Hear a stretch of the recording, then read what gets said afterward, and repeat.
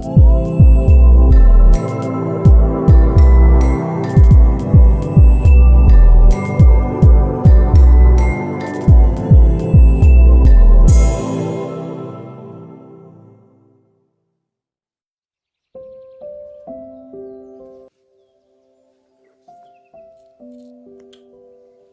വചനം പേജിലൂടെ ഞങ്ങളെ ശ്രദ്ധിച്ചു വരുന്ന എല്ലാ ബഹുമാന്യ ശ്രോതാക്കൾക്കും ഒരിക്കൽ കൂടി യേശു ക്രിസ്തുവിന്റെ അതുല്യമായ നാമത്തിൽ ഞങ്ങൾക്കുള്ള സ്നേഹവന്ദനങ്ങളെ അറിയിക്കുന്നു.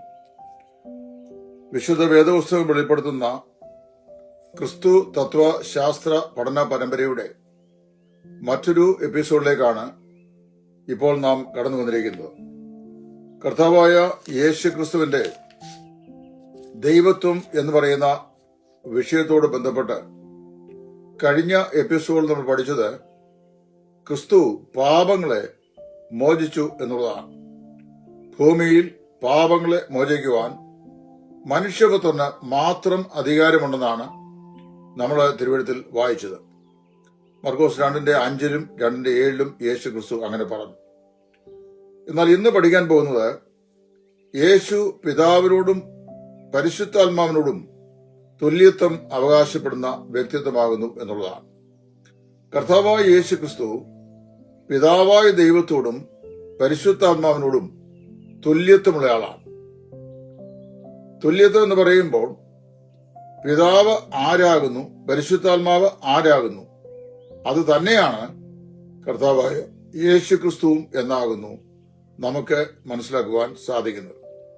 അപ്പൊ പിതാവായ ദൈവം ആളത്വത്തിൽ ആരാണ്, പരിശുദ്ധാത്മാവായ ദൈവം ആളത്വത്തിൽ ആരാണ്, അത് തന്നെയാണ് കർത്താവായ യേശു ക്രിസ്തുവും എന്ന് ദൈവവചനം പറയുന്നു.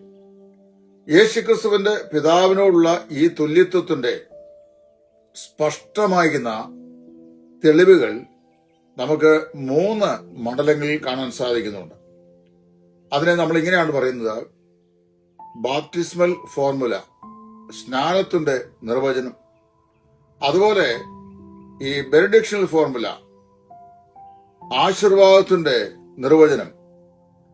ഇങ്ങനെ അതുപോലെ തന്നെ കർത്താവായ യേശു ക്രിസ്തുവിന്റെ വെളിപ്പെടുത്തലിനോട് ബന്ധത്തിൽ പിതാവായ ദൈവത്തിന്റെ സാക്ഷ്യം, ഈ 3 രംഗങ്ങളും നമുക്ക് വളരെ വ്യക്തമായി ചിന്തിക്കുമ്പോൾ ക്രിസ്തുവിന്റെ പിതാവിനോടും പരിശുദ്ധാത്മാവിനോടുള്ള തുല്യത്വം എന്താണെന്ന് നമുക്ക് അവിതർക്കിതമായി മനസ്സിലാക്കുവാൻ സാധിക്കും.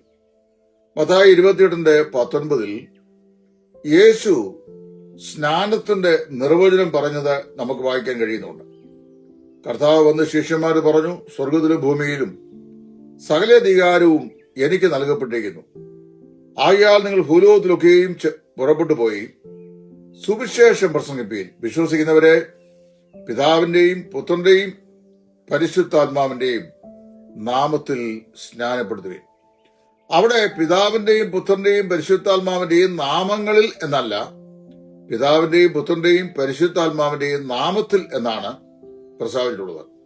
നാമം അവിടെ ഏകവചനമാണ്, സിംഗുലർ ഫോമാണ്. അപ്പോ പിതാവും പുത്രനും പരിശുദ്ധാത്മാവും എന്ന നിലയിൽ ക്രിസ്തു ദൈവതത്വത്തിൽ സാരാംശത്തിൽ തുല്യനാണ് എന്ന് ആ വചനഭാഗം നമ്മെ ഉദ്ബോധിപ്പിക്കുന്നു. ഇത് വളരെ വ്യക്തമായി തിരുവെഴുത്തിൽ രേഖപ്പെടുത്തുന്ന ഒരു ഉപദേശ സത്യമാണ്.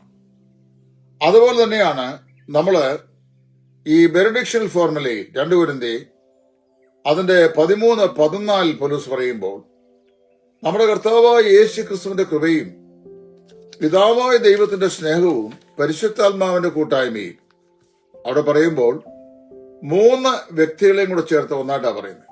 പിതാവിന്റെ സ്നേഹം, യേശു ക്രിസ്തുവിന്റെ കൃപ, പരിശുദ്ധാത്മാവിന്റെ കൂട്ടായ്മ.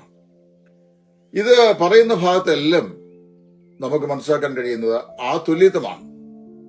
മത്തായി 3:16 വായിക്കുമ്പോൾ യേശു ക്രിസ്തുവിന്റെ സ്നാനത്തോടുള്ള ബന്ധത്തിൽ സ്നാന സമയത്ത് പുത്രനായ യേശു ക്രിസ്തു സ്നാനം സ്വീകരിക്കുന്നു. പിതാവായ ദൈവം പുത്രനെ കുറിച്ച് സ്വർഗത്തിൽ നിന്ന് സാക്ഷിക്കുന്നു.